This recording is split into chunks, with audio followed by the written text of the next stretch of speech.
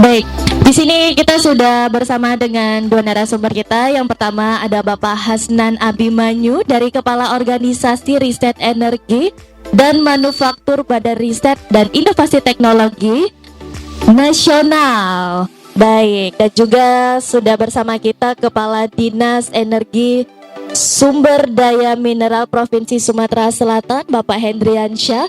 Tentunya kita akan membahas mengenai memanfaatkan sumber energi terbarukan dalam mendukung program net zero emission. Jadi karena memang kita juga harus tetap mensosialisasikan ya tentunya ya Bapak ya. Baik, kami persilakan Bapak untuk memberikan materi terlebih dahulu kepada Bapak Hasnan Abimanyu, kami persilakan. Boleh diiringi tepuk tangan yang meriah?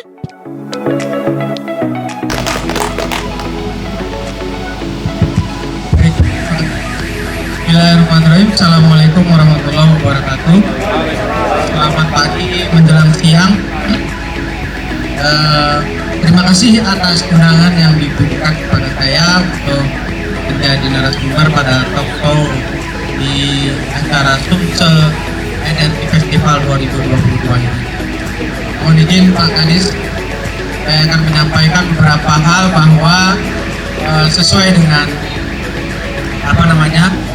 direktif atau arahan dari Pak Presiden Jokowi bahwa kita akan menuju net zero emission pada tahun 2060. Kemudian juga karena ada Paris Agreement yang itu adalah untuk menurunkan emisi gas rumah kaca pada tahun 2030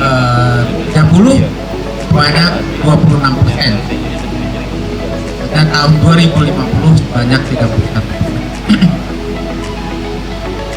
Kemudian kita dari data-data yang ada bahwa global emission atau emisi gas rumah kaca secara global itu dan juga energi yang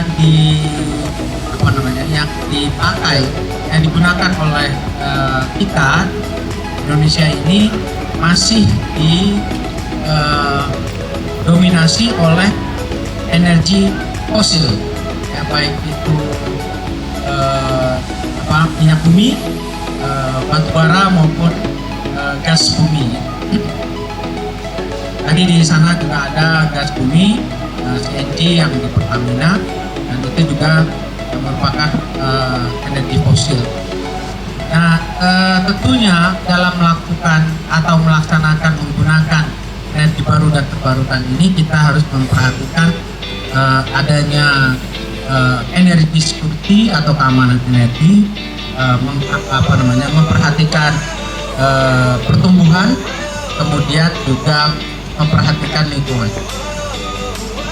Nah, energi baru dan terbarukan itu banyak macamnya, dari sinar matahari atau sinar surya, kemudian juga geotermal atau panas bumi, kemudian juga gelombang laut, energi nuklir, dan energi angin, energi air, dan tidak tertinggal adalah biomasa. Nah, kalau kita lihat dari potensi energi baru dan terbarukan di Indonesia, terutama di Sumatera Selatan, kita lihat ini cukup besar. Ya, ada sekitar 2.558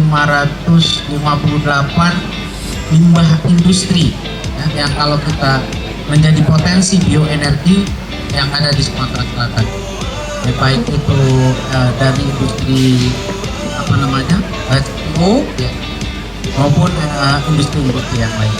Begitu juga antara potensi angin dan potensi hidro dan juga potensi surya ini cukup besar di Sumatera Selatan.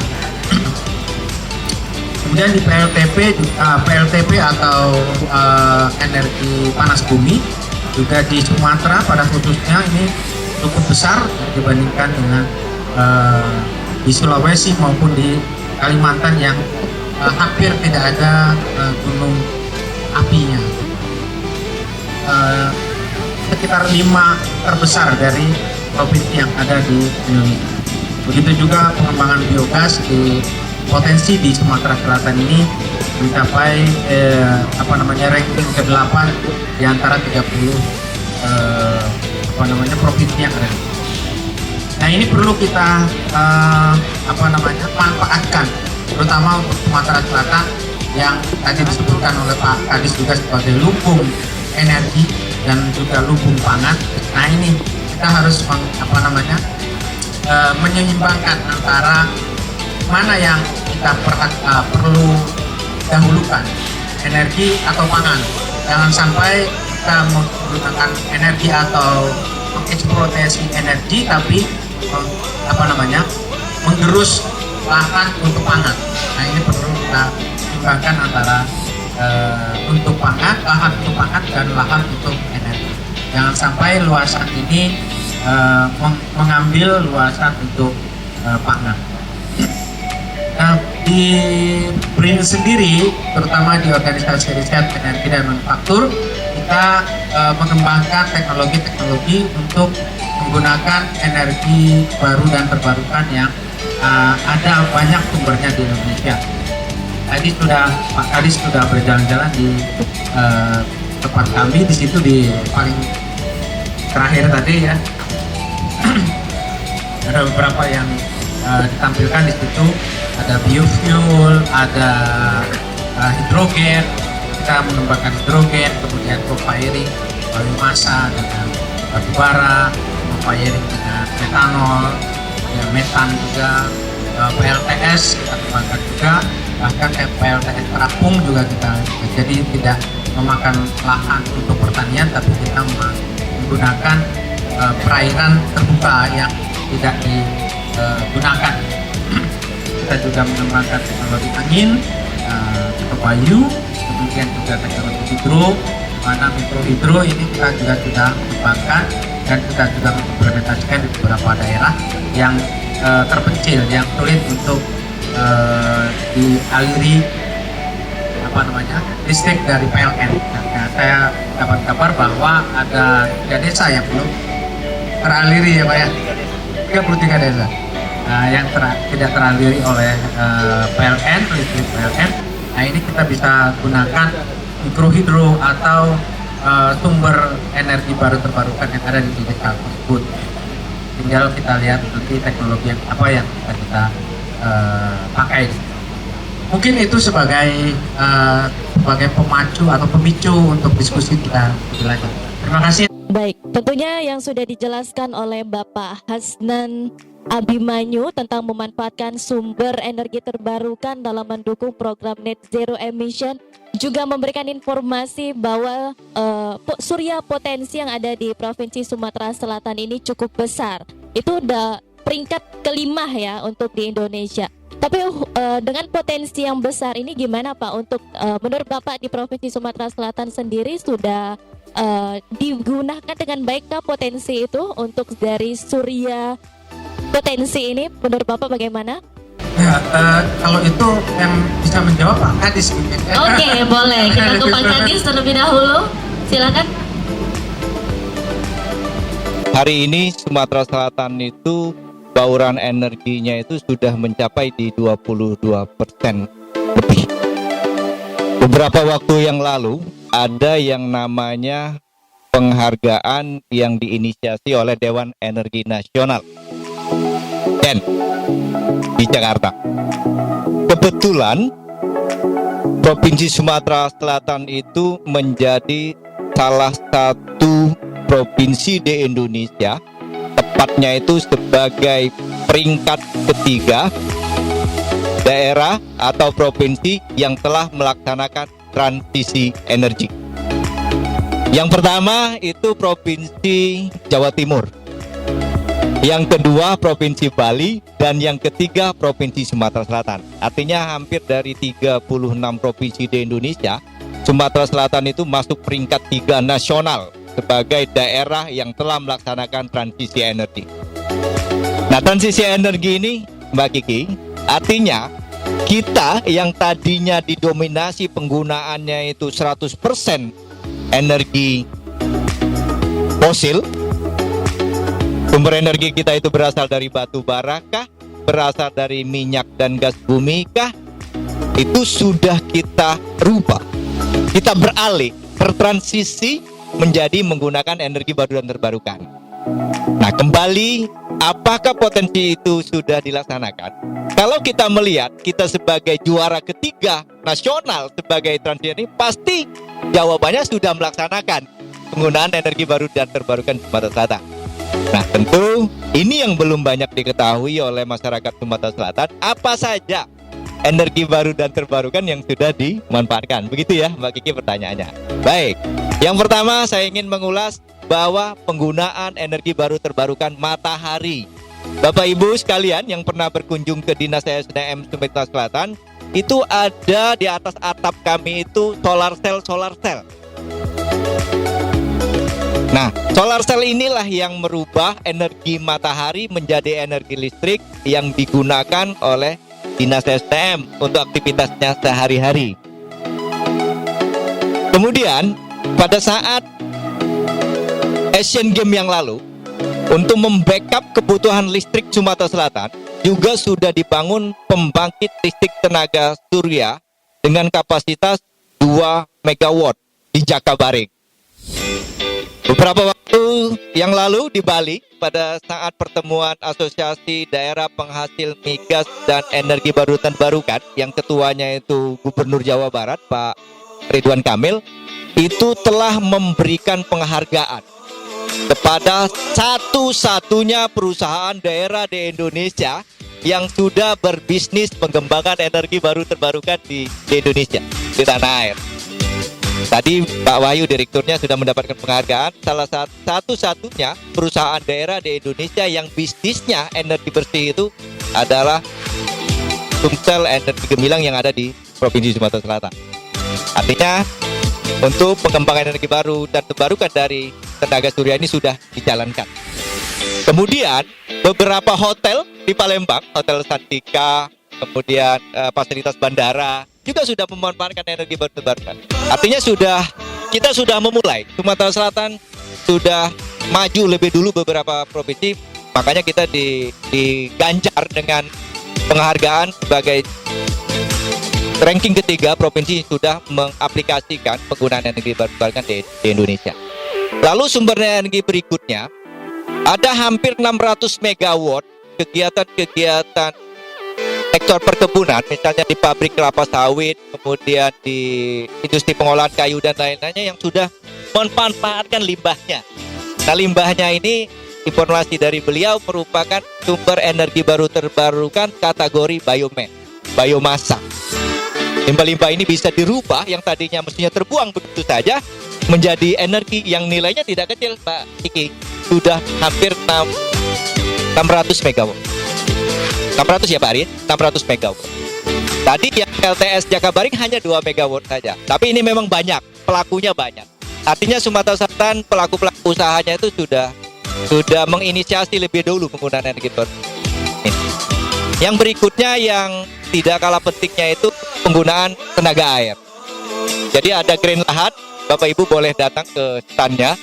Itu salah satu contoh pemanfaatan energi air yang dirubah menjadi energi listrik, yang tadi pada saat sambutan atau laporan Ketua Panitia bahwa Kota Pagar Alam itu yang kebutuhan listriknya sekitar 8 megawatt itu full disuplai dari pembangkit listrik tenaga air dengan kategori pembangkit listrik mini hidro dari Green Lahat. Jadi listrik yang ada di Pagar Alam itu sudah dihasilkan dari energi bersih. Sehingga kedepannya kita akan mengawal agar satu kota di Sumatera Selatan sebagai percontohan untuk dijadikan kota yang green energy. Jadi tidak hanya untuk kebutuhan listriknya saja, tapi nanti kendaraannya juga harus berbasis listrik, alat memasaknya juga harus berbasis listrik, dan potensi energi baru dapat termanfaatkan secara maksimal. Nah, yang berikutnya selain panas bumi, selain panas matahari, kemudian air, kita juga biomasa, dan yang terakhir kita sudah juga memanfaatkan panas bumi. Sudah ada 2 pembangkit yang dibangun di perbatasan antara Kota Pagar Alam, Lahat, dan Muara Enim. Jadi ada yang Supreme Energi, ada juga yang Lumut Balai yang dikelola oleh Pertamina. Dan tadi apa yang disampaikan oleh Mbak Hasan, kita bisa mendukung program Net Zero Emission di 2060. Karena informasinya setelah 2060 maka pembangkit-pembangkit yang berbahan bakar batu bara, berbahan bakar gas itu akan segera dinonaktifkan, diganti dengan pembangkit-pembangkit yang berasal dari energi baru dan terbarukan. Artinya Mbak Kiki, saya sudah menjawab, Sumatera Selatan sudah melakukan pemanfaatan energi baru terbarukan tersebut. Kembali lagi ke Bapak Hasnan, tentunya dengan memanfaatkan sumber energi terbarukan ini tentunya mempunyai strategi pengembangan. Kira-kira strateginya apa saja nih Pak untuk sumber energi terbarukan ini? Ya, untuk sumber energi terbarukan ini memang belum bisa secara masif, karena kita menggunakan pembangkit listrik tenaga uap, ya, batu bara maupun dari gas dan minyak diesel. Karena ada beberapa kelemahan energi baru terbarukan, seperti PLTS Surya itu hanya intermittent, jadi tidak bisa kontinu listriknya. Jadi kalau kayak gini nanti hilang. Ya kalau hujan hilang energinya, jadi nggak bisa dimanfaatkan. Atau malam nggak ada matahari, nggak ada energinya yang bisa diambil dari angin-anginan, ya bisa ya. Ya. Dan kemudian juga air begitu ya, kalau lagi ngalirnya lebih bagus ya, lagi permukaan sungainya bagus, energinya juga bagus. Tapi kalau ketika turun, energi juga rendah. Nah ini kelemahan-kelemahan yang ada di energi baru terbarukan, sehingga memang sulit untuk secara masif menggantikan energi fosil. Begitu juga misalnya untuk transport ya, untuk transport menggantikan bensin atau diesel atau solar ya, nah itu juga untuk listrik misalnya. Nah ini perlu diperhatikan bahwa jangan sampai kendaraan yang sedang berjalan itu mati di jalan, ya, nggak bisa bergerak karena kehabisan listrik. Nah ini perlu kita pikirkan juga bagaimana mengatasi hal-hal keterbatasan. Nah itu mungkin tantangan bagi pengembangan energi baru. Dari Bapak sendiri nih, hal yang bisa diatasi untuk menanggapi tantangan-tantangan itu bagaimana? Tentunya untuk mungkin di Provinsi Sumatera Selatan sendiri, untuk masyarakat yang ingin menggunakan mobil listrik masih terbatas ya Pak ya, untuk pengecasannya ya bahasanya ya. Nah kira-kira bagaimana Pak, mungkin bisa memberikan juga masukan dan motivasi untuk dari Dinas ESDM sendiri, gimana Pak? Iya. Ya, tentunya ini tidak hanya menjadi tanggung jawab Dinas SDM ya, tapi kita untuk semuanya, terutama stakeholder yang bisa menyediakan sarana-sarana tersebut, misalnya PLN atau Pertamina atau yang lain. Nah ini karena SPK itu atau stasiun untuk pengisian listrik itu kan harus berada di titik-titik tertentu yang memang dilalui oleh kendaraan listrik, dan itu memerlukan investasi yang cukup besar, karena ada harus menyediakan ketersediaan listrik di tempat tersebut juga harus ada. Nah ini perlu buat kita semua stakeholder berjibaku atau bahu membahu untuk meningkatkan ketersediaan energi baru dan terbarukan, terutama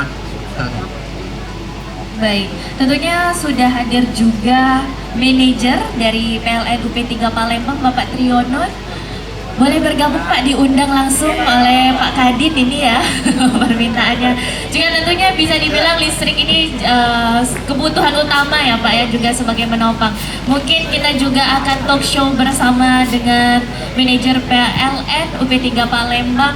Bagaimana Pak PLN dalam mendukung program itu dan strategi apa aja nih yang disiapkan? Baik, terima kasih Mbak Kiki. Mungkin langsung saja, mohon izin Pak Adis, mohon izin Pak Stan. Kami dari PLN UID S2JB, kami mewakili, kami dari PLN UP3 Palembang ikut serta mendukung terkait dengan net zero emission. Salah satunya itu adalah terkait dengan kendaraan listrik. Kendaraan listrik luar biasa saat ini kalau kita mengikuti perkembangan teknologi, sangat banyak sekali merek-merek kendaraan listrik, ada mobil listrik, ada motor listrik. Dan hari ini kita membawa ada salah satu mobil listrik yang sudah ada dealernya di sini. Monggo silahkan yang ingin mencoba, kami persilahkan Pak. Ini ada salah satu kendaraan listrik, kemudian motor listrik. Motor listrik di sini juga sudah cukup banyak dealernya Mbak Kiki. Yang kita bawa ini ada merek Gesit, kemudian di sini juga sudah ada dealernya Gesit, Celis, Volta, Piar. Nah ini cukup banyak pilihan. Nah ini juga di sini setiap harinya Pak Kadis ini tiap hari sudah ada kendaraan listrik juga, mulai yang digandrungi oleh anak-anak muda maupun anak-anak yang masih kecil Pak ini. Jadi ada skuter, ada sepeda listrik dan lain sebagainya Pak ini. Kemudian selain kendaraan listrik, di sisi ibu rumah tangga kami juga sudah menyiapkan terkait dengan shifting energi. Ini adalah terkait dengan peralihan menjadi kompor induksi. Jadi yang selama ini mungkin masih menggunakan bahan bakar lain, kami juga saat ini memperkenalkan kompor induksi. Kompor induksi ini bukan buatan PLN, tapi kami hanya mengenalkan shifting energinya, bahwa ada alternatif lain yaitu energi listrik kita gunakan untuk kompor induksi ini. Dan kompor induksi ini saya yakin ibu-ibu, apalagi ibu-ibu yang setiap hari kerja kantor maupun sosialita dan lain sebagainya, mungkin kalau memasak tidak ingin pengennya yang bersih-bersih, kemudian yang mudah dilakukan, ekonomis, kemudian mudah untuk memasak, kita menggunakan namanya kompor induksi. Kompor induksi ini kalau kita lihat tadi Pak Kadis sudah mencoba menggunakan kompor induksi, tidak ada apinya, tidak ada bara apinya, tapi tahu-tahu sudah bisa untuk goreng pempek Pak kalau di sini. Nah ini monggo silahkan, sangat banyak sekali Pak, harganya pun juga sudah bermacam-macam, mulai harga 200.000 sudah ada sampai dengan yang 1 juta ke atas. Ini tergantung dari Bapak dan Ibu sekalian, mau yang bagus, mau yang menengah atau yang di bawah, monggo kami persilahkan. Kami juga dari PLN juga saat ini juga membuka peluang memberikan kemudahan untuk pelanggan-pelanggan kami yang masih kekurangan daya. Tapi kalau hari ini masih menggunakan daya 900 atau 1300, ingin menggunakan kompor induksi ataupun menggunakan kendaraan listrik, untuk naik daya pun kami berikan promonya. Kira-kira seperti itu. Jadi cukup banyak sekali. Ya, luar biasa. Nah, selain itu juga tadi bicara SPKLU, stasiun pengisian kendaraan listrik umum, ini sudah cukup banyak sekali Mbak Kiki. Kami sampaikan di Palembang sendiri, di kantor kami di Ripai itu sudah ada SPKLU, kemudian di Jalan Demang Lebar Daud juga sudah ada, kemudian interkoneksi antara Lampung dengan Sumatera Selatan kita juga sudah memasang, ada beberapa titik Pak di rest area, ada 4 rest area yang sudah ada SPKLU-nya, dan kita paling mudah untuk melihat SPKLU itu dengan menggunakan aplikasi PLN Mobile Pak. Jadi kalau Bapak Ibu sekalian sudah menginstal aplikasi PLN Mobile, nah ini bisa dilihat letak SPKLU-nya di mana saja. Kira-kira seperti itu. Dan yang terakhir ini sedang kami rencanakan, kami ingin memasang SPKLU di bandara Pak. Jadi nanti Bapak Ibu yang mungkin ingin bepergian terus kemudian sorenya balik atau seperti apa, bisa ngecas sambil ngecas di bandara nanti. Kira-kira seperti itu Mbak Kiki. Baik, tentunya berarti stasiun untuk pengisian mobil listrik ini sudah banyak untuk di Kota Palembang berarti ya Pak ya? Sudah banyak. Tapi berbicara tentang pengisian mobil listrik itu bisa dilakukan dengan mandiri juga Pak? Kita menggunakan kendaraan mesin Pak, motor bensin. Kalau saya lihat di sosial media itu mesin katanya gitu, motor bensin. Nah ini kita harus ketergantungan kalau kita nggak ngecas kalau kita nggak isi BBM ke Pertamina, kemudian ke SPBU, atau kalau sekarang sudah ada Pertasop Pak, gitu kalau di kampung-kampung. Nah, kalau mobil listrik, motor listrik ini bisa ngecas di rumah Pak. Kalau kita malam hari istirahat sambil tiduran, mobilnya juga kita istirahatkan sambil kita cas Pak. Gitu. Jadi pagi-pagi sudah penuh, sudah bisa kita pakai. Seperti mobil yang kita bawa ini bisa sampai 300 kilo Pak. 300 bahkan bisa sampai 400 kilo. Motor listrik sekali cas penuh satu baterai itu bisa 60 kilo. Kalau double baterai, 2 baterai bisa 120 kilo Pak. Kalau kampungnya di mana? Di Batu Raja mungkin sudah cukup Pak. Jadi cukup banyak sekali alternatifnya. Bisa di SPKLU, bisa di rumah, bisa di kantor. Kalau di kantor bisa gratis Pak katanya. Tentunya kembali lagi ke Pak Hasnan, tentunya narasumber kita pada siang hari ini. Kita juga masih membahas tentunya memanfaatkan sumber energi terbarukan dalam mendukung program Net Zero Emission. Tentunya bahwa Bapak menyebutkan sebelumnya bahwa kita harus memanfaatkan limbah ya Pak ya untuk bisa menghasilkan juga energi. Itu untuk pemanfaatan limbahnya sendiri bagaimana Pak, khususnya di Indonesia sudah efektifkah atau bagaimana? Ya, terima kasih. Nah, limbah ini ada beberapa macam limbah. Ada limbah basah, terutama limbah dapur gitu ya, makanan, sebagainya, limbah dari restoran, sisa makanan. Nah, ini yang agak sulit untuk dijadikan langsung ya, untuk dijadikan langsung untuk listrik atau tenaga sumber energi baru dan terbarukan. Ini perlu misalnya untuk difermentasi dan sebagainya sehingga menghasilkan gas. Nah, kalau yang kering misalnya plastik, kemudian apa namanya kertas atau kardus, kayu dan sebagainya, itu kita bisa olah langsung, kita bakar menjadi energi lain, energi. Seperti yang PLTU gitu ya. Nah, plastik pun nanti kita juga bisa jadikan sumber energi, selain nanti hasil akhirnya itu jadi arang biochar atau char itu yang bisa kita manfaatkan. Nah ini jadi ada beberapa sampah yang perlu kita pilah-pilah mana yang teknologi mana yang bisa kita manfaatkan. Baik, teknologi mana yang bisa dimanfaatkan tentunya ya Pak.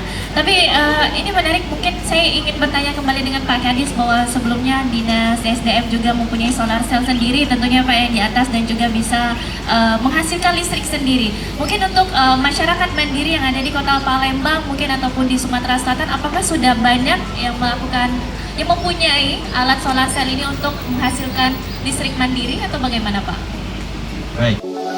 Jadi masyarakat kita ini sudah mencari informasi secara mandiri pada prinsipnya, baik itu melalui Google atau mengikuti seminar dan lain-lainnya. Dan yang kami lihat memang pada tataran sosialisasi ini sudah dilakukan oleh Kementerian SDM. Jadi setiap tahunnya Kementerian SDM itu menganggarkan pemberian perangkat solar cell itu yang di rooftop itu ke seluruh wilayah Indonesia. Nah, kebenaran kalau di tahun 2022 ini Sumatera Selatan itu mendapat 2 titik di Kota Pagar Alam dan Kota Banyuasin, Musi Banyuasin. Di tahun-tahun sebelumnya Kabupaten Lahat, kemudian Kabupaten Oku, Moroinim itu hampir sudah menerima semua. Nah, jadi pada tahap sosialisasi ini memang pemerintah sudah mendahului untuk menggunakan ini. Nah, tentu pertanyaannya apakah masyarakat sudah menggunakan?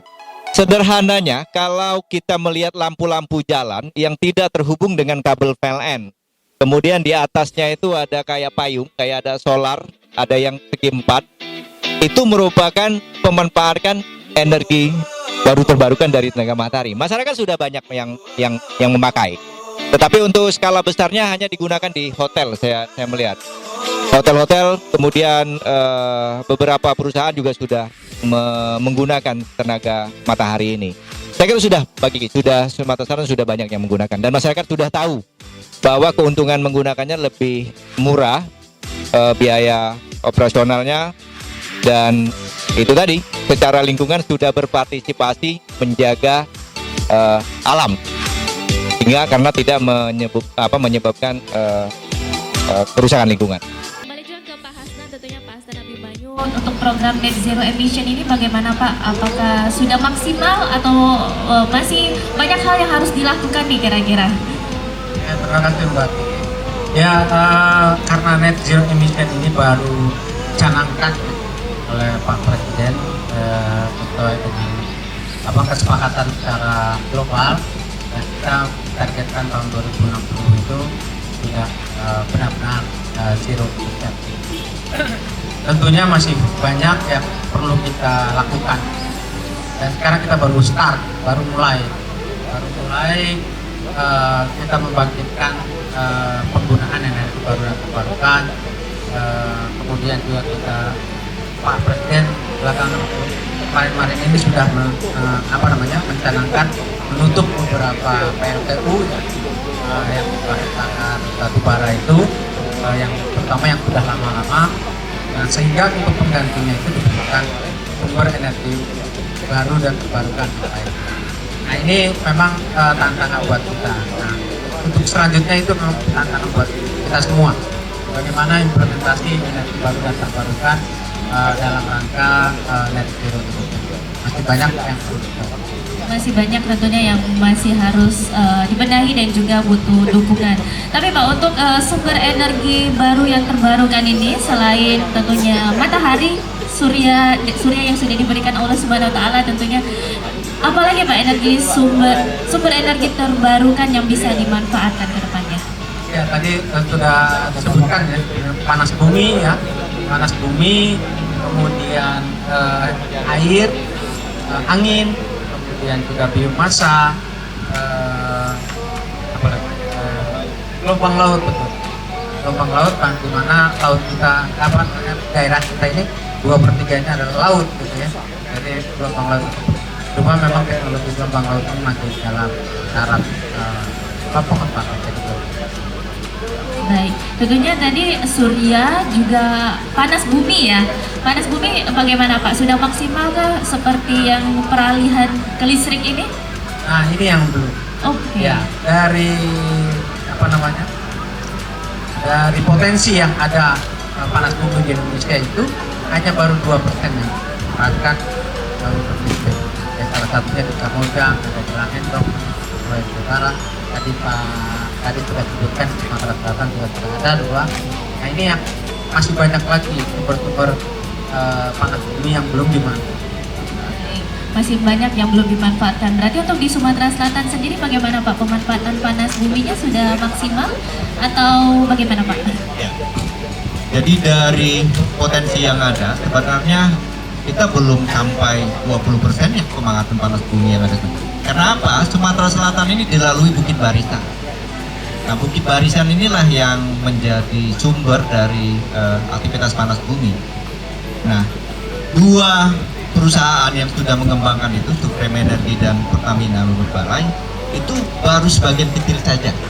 Nah, beberapa waktu yang lalu kita sudah mengundang investasi-investasi untuk lebih meningkatkan pemanfaatan panas bumi di Sumatera Selatan. Artinya proses ini terus meningkat ke depannya agar potensi panas bumi ini dapat maksimal. Tetapi kalau dibilang kita belum pernah memanfaatkan, Sumatera Selatan sudah mulai memanfaatkan. Ini yang saya bilang, ini titik nol untuk menjadikan Sumatera Selatan menjadi salah satu provinsi yang benar-benar mensupport, mendukung net zero emission dengan memanfaatkan energi baru terbarukan yang ada di Sumsel. Baik, tentunya sumber energi baru terbarukan ini bisa dibilang banyak juga ya Pak ya pilihannya, tinggal bagaimana juga dukungan pemerintah untuk melaksanakan dan juga mendukung program net zero emission ini.